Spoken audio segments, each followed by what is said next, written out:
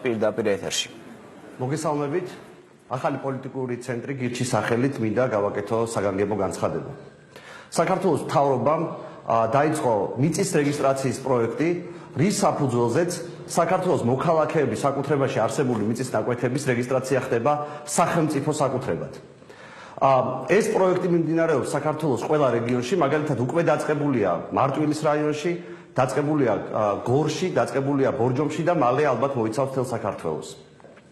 ეს პროექტი სხვა არაფერია თუ არა სახელმწიფოს მიერ მოქალაქეების მიწის ნაკვეთის მითვისება.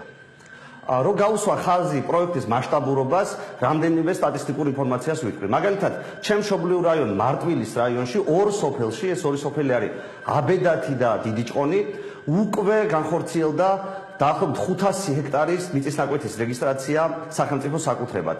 ვინც ამ სოფლებში ნამყოფი არის, იმასთვის გასაგებია, რომ ეს თავისუფალი მიწის ნაკვეთები, რომელიც არავის საკუთრება არ არის, ამ ოდენობით ამ სოფლებში არ არის.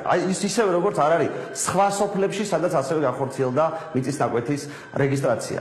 ჩვენ მოვითხოვთ, რომ დღესვე შეწყდეს ამ მიწის ნაკვეთების რეგისტრაცია, დღესვე შეწყდეს ეს სრულიად უსამართლო პროექტი საქართველოს მოქალაქეების მიმართ და ამავდროულად ეკონომიკის და იუსტიციის ministrებმა გააკეთონ განცხადება, თუ რის საფუძველზე ახორციელებენ საქართველოს მოქალაქეების მიწის ნაკვეთის მითვისებას და სახელმწიფო სახელზე რეგისტრაციას.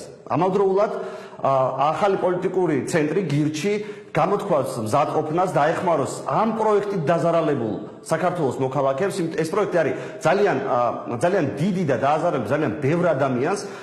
მაგალითად, თქვენ შეგიძლიათ წარმოიდგინოთ, რომ ფლობთ მიწის ნაკვეთებს, ამ წუთასაც ადამიანები ფლობენ მიწის ნაკვეთებს და შეგიძლიათ გადაამოწმოთ საჯარო რეესტრის ბაზაში ან კითხოთ ნებისმიერ ადამიანს, რომელსაც ხელი მიუწვდება ამ ბაზასთან და აღმოაჩენთ, რომ თქვენი მიწის ნაკვეთების ძალიან დიდი ნაწილი უკვე სახელმწიფო საკუთრებაა. ჩვენ მიწის ნაკვეთების რეგისტრაციაზე საუბრობდა პირდაპირ ეთერში იაგო ხვიჩია და შესაძლო კანონდარღვევებზე. დღეს ნინოობა ყველა მოქმედ ეკლესია მონასტერში აღევლინება წირვა ლოცვას სიონის ტაძარში.